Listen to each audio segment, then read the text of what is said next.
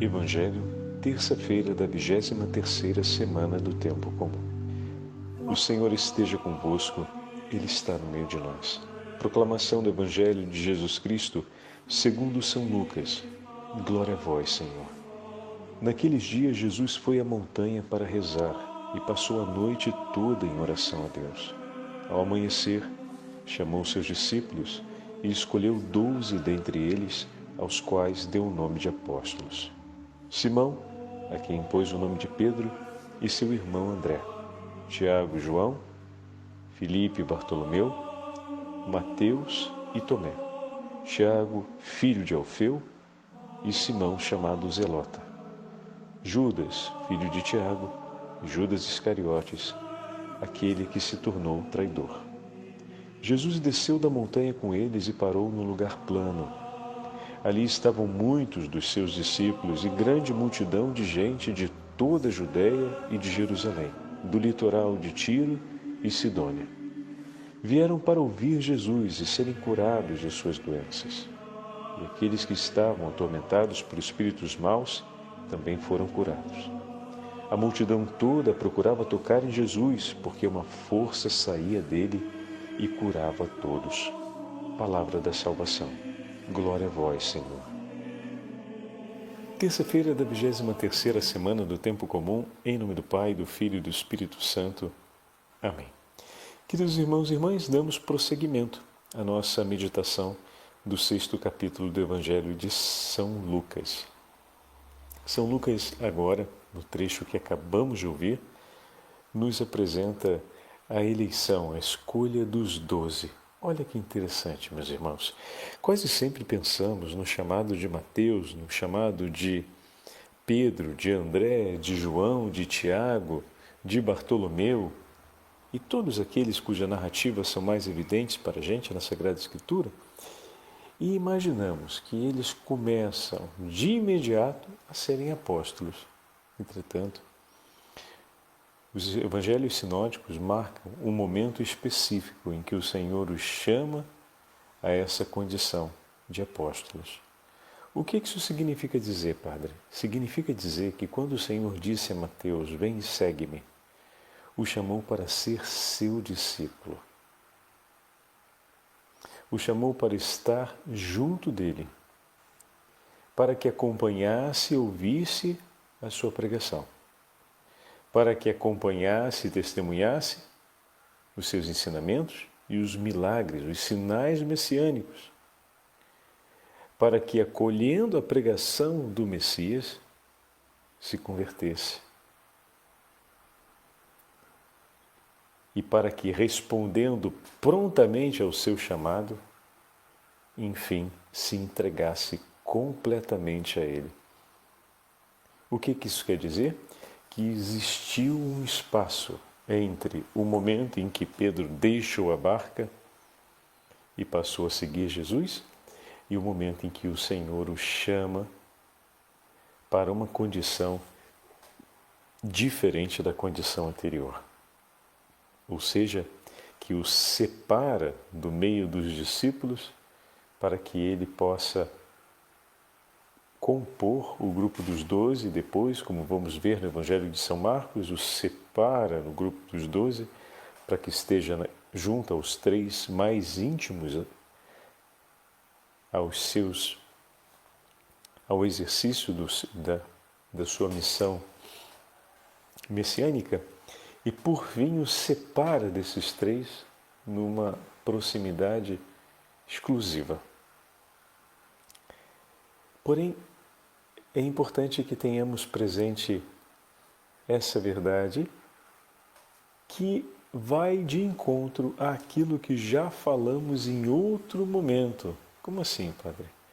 Que o Senhor vai se dando a conhecer pouco a pouco em sua vontade a cada um de nós. Queremos muitas vezes saber o que Deus quer da nossa vida, mas podemos fazer muita fadiga de acompanhar os passos ordinários que o próprio Senhor propõe em sua pedagogia para que a gente consiga ouvir a sua voz. Admiramos a entrega no martírio de cada um dos apóstolos, pegando como referência a entrega no martírio do apóstolo Pedro, mas tudo começou no dia em que o Senhor falou ao coração dele: vem e segue-me. Deixa tudo e me siga. E eu farei de ti pescador de homens. Ali tudo começou. Naquela escolha imediata que ele fez diante da palavra do Senhor, tornando-se um seu discípulo. O primeiro passo, como falávamos algum tempo atrás, na meditação que fizemos sobre o chamado de Pedro, o primeiro passo se deu exatamente no entrar no discipulado, passar a seguir Jesus e a ouvir sua pregação. Bom, é isso que nós temos feito ao longo desse tempo. E olha que significativo, meus irmãos. Quanto da profundidade da beleza, da profundidade da beleza da sua paternidade, da sua maternidade, você tem conhecido mais intensamente, experimentado mais intensamente ao longo dessa caminhada nossa como discípulos que escutam o ensinamento do Senhor. Não é verdade? Como tem se tornado mais iluminada não apenas a nossa consciência, mas também o nosso coração no desejo por viver aquela consagração perpétua que já realizamos há anos atrás. E isso está se dando porque juntos temos crescido na atitude discipular de ouvir o Senhor que fala e pararmos para acolher o seu ensinamento e para, ouvindo, colocar em prática aquilo que ele nos ensina. E na medida em que ouvimos e o Espírito suscita em nós o desejo de agir segundo essa palavra, nos leva a acolher e a agir segundo essa palavra, nós vamos, então, tomando maior consciência e vivendo melhor a nossa consagração.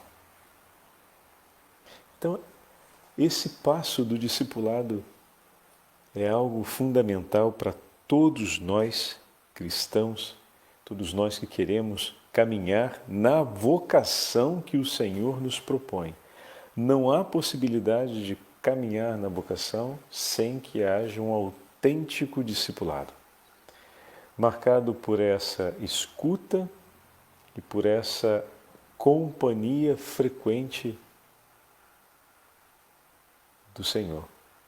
Acompanhá-lo e dispormos-nos diariamente para ouvir o que ele nos tem a dizer e, ao mesmo tempo, darmos a nossa resposta. Esse foi um outro ponto que nas últimas semanas e no último mês tem sido muito persistente.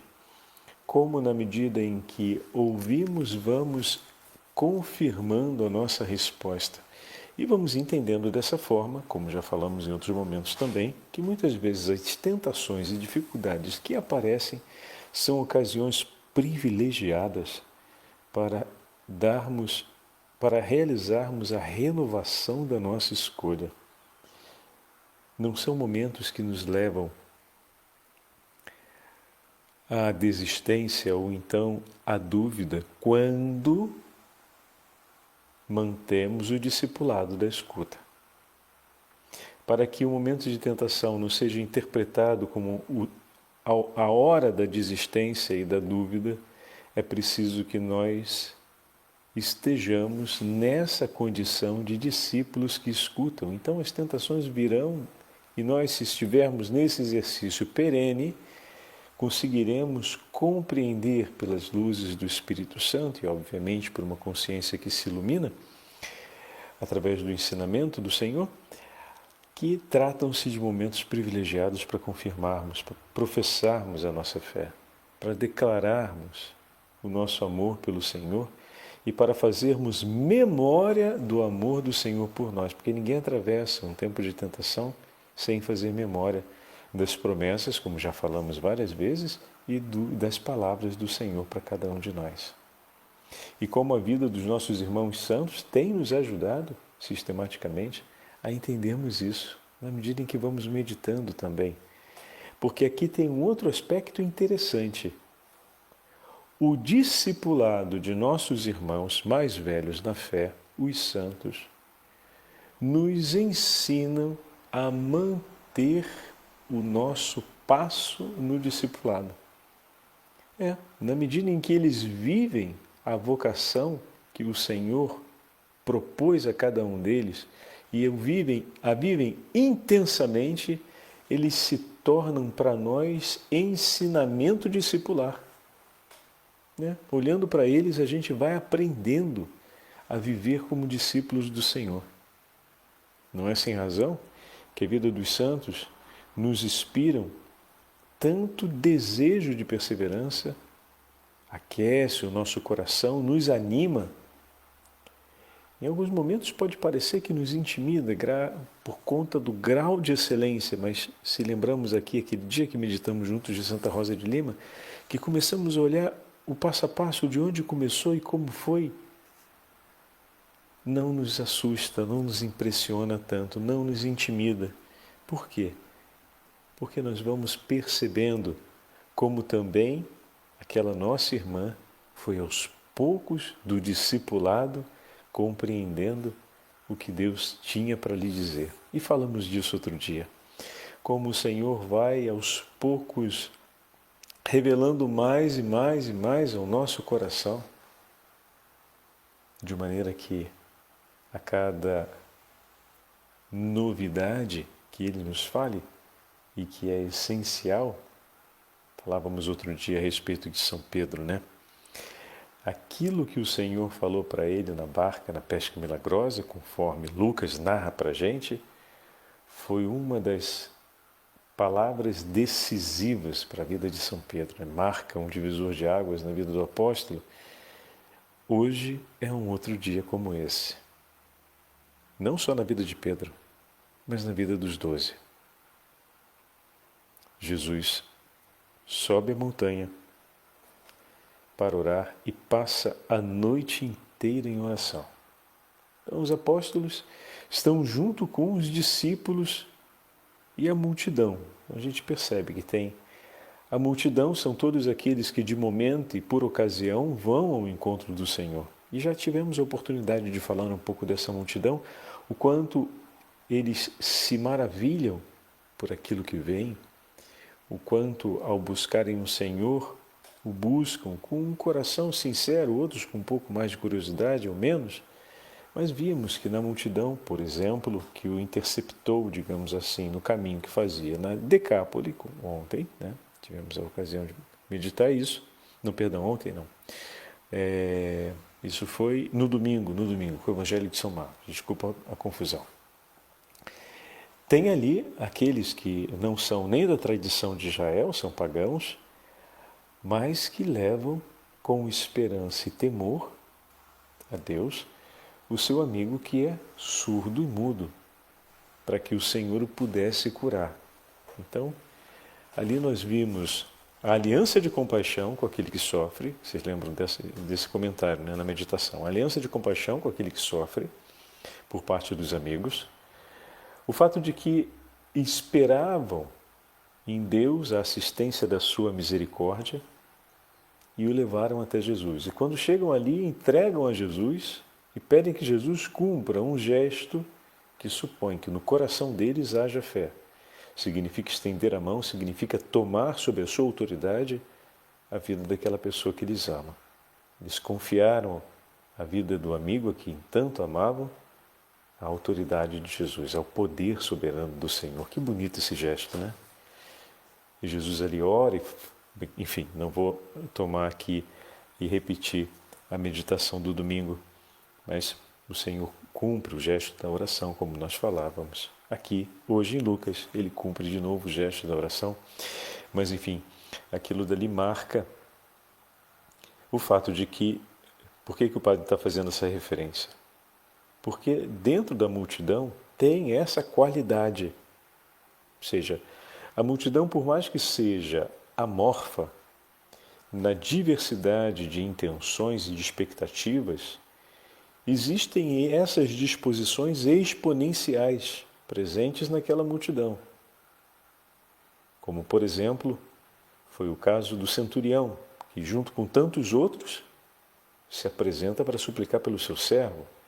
como foi Jairo no desembarque em Cafarnaum, a pedir pela sua filha, como foi a mulher que sofria de hemorragia ao se meter no meio da multidão, literalmente tocar na orla do manto de Jesus e ser curada. Então, existe essa realidade presente no meio da multidão. Mas existe, além desses e além da multidão, né, aqueles que são os discípulos, aqueles que têm acompanhado Jesus ao longo do seu itinerário como Messias e pregador itinerante. Aqueles que foram acumulando no coração os ensinamentos de Jesus e estão, de certa forma, com esse gesto de seguimento do Senhor, tomando para si o ensinamento de Jesus como verdade e escolha decisiva para as suas vidas. Porque, afinal, seguindo com um pregador itinerante, eles entram na mesma sorte desse mestre e começam a abraçar consigo, não apenas o ensinamento, mas o destino, em outras palavras, a missão, a sorte e a condição desse próprio mestre. Em outras palavras ainda, começam a viver como ele, começam a adquirir o estilo de vida evangélico. Isso significa viver como Cristo, viver com Ele. Então não são só aqueles que viveram um momento e foram até o Senhor com uma intenção, movidos de um pouco mais ou menos de curiosidade, com um coração mais intenso ou menos intenso no temor a Deus, ou na oração e na expectativa. Por exemplo, o centurião que teve o seu servo curado, indiscutivelmente, até porque o próprio Senhor o testemunhou, era um homem de fé. E ele disse, não vi em Israel fé como a do coração desse homem. Forte esse testemunho, hein? Muito forte, muito significativo. Entretanto, não diz o texto que ele passa a seguir a Jesus como os discípulos que o acompanham por onde o Senhor vai. Mas que ele se torna um discípulo do Senhor, por assim dizer, pois abraça o ensinamento de Cristo e as verdades do Evangelho, a boa nova anunciada pelo Senhor. Muito bem, então quando ouvimos na Sagrada Escritura os discípulos, são aqueles que estão seguindo o itinerário de Jesus. Nós, quando olhamos agora do nosso tempo a expressão discípulo, temos o conceito, como por conceito, aqueles que abraçaram a fé, de fato. Provavelmente, e com certeza, melhor dizendo, corrigindo provavelmente, aquele homem testemunhou e abraçou a profissão de fé no nome do Senhor Jesus. Então, se torna um seu discípulo, mas não como a Sagrada Escritura classifica discípulo, que é aquele que segue, ao menos aqui no Evangelho, aquele que está seguindo Jesus no seu itinerário. Então, os apóstolos, todos eles foram chamados por primeiro ao discipulado. E estão seguindo o Senhor.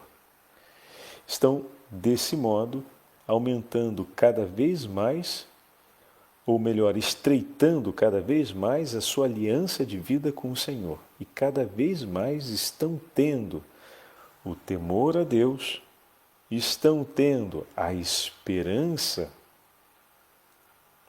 na fé de Israel, estão tendo cada vez mais as disposições à caridade, à piedade, ao perdão, à compaixão, modificados dentro de si, transformados dentro de si, por estarem acompanhando a pregação e os gestos de Jesus. Tanto que em um determinado momento Pedro se pergunta a respeito do perdão, quantas vezes devemos perdoar?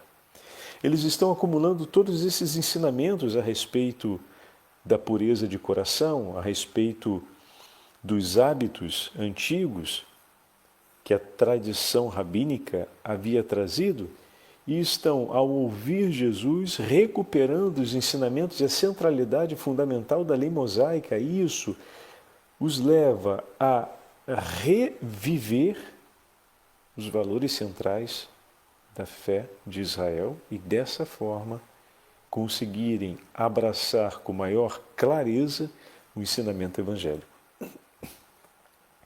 Em outros momentos, os discípulos vão perguntar a Jesus a respeito da compaixão, vão perguntar a respeito das parábolas que ele conta. E tudo isso porque estar vivendo junto com Jesus, estar ouvindo todos os dias o ensinamento e a pregação do Senhor e vendo os milagres cumpridos por Ele, vai transformando pouco a pouco o coração dos discípulos e vai levando-os a uma adesão sempre mais profunda. Eles responderam com imediatez e agora eles estão vivendo o penhor daquela resposta. A resposta imediata de deixar tudo e seguir fala de uma totalidade de entrega. Mas essa totalidade de entrega, ela está sendo agora vivida nos seus particulares ao longo do discipulado. Percebem a relevância do discipulado? Muito bem. Nesse determinado momento do caminho discipular, depois de um bom bocado de ensinamentos que nós vimos Jesus fazendo nesses últimos 2 capítulos até chegar ao 6º capítulo, Lucas então pontua o momento em que o Senhor, acompanhado por seus discípulos, então significa que tem a multidão e os discípulos, a multidão que por onde o Senhor passa, como já falamos, se agrega e se desagrega, e os discípulos que são... Bom, tem também aqueles momentos em que a multidão persevera, mesmo a multidão vai de um lado para o outro do rio, do mar da Galileia, atrás de Jesus. Mas ela se agrega e desagrega sistematicamente na medida em que o Senhor vai passando pelos lugares, enquanto os discípulos são aqueles que, saindo dessa multidão, seguem o Senhor. O Senhor sobe para a montanha para orar e passa a noite inteira em oração. A oração e a intimidade com o Pai para Jesus é no tempo da eternidade, meus irmãos. O que isso significa dizer? Significa que não se marca no relógio. Não se marca no relógio. O Senhor, quando se recolhe com o Pai, se recolhe para estar com Ele e ponto, basta, paramos ali. Não tem essa de tempo. É uma oração marcada pela autêntica entrega. O que significa? Padre, o senhor está repetitivo com esse negócio de entrega.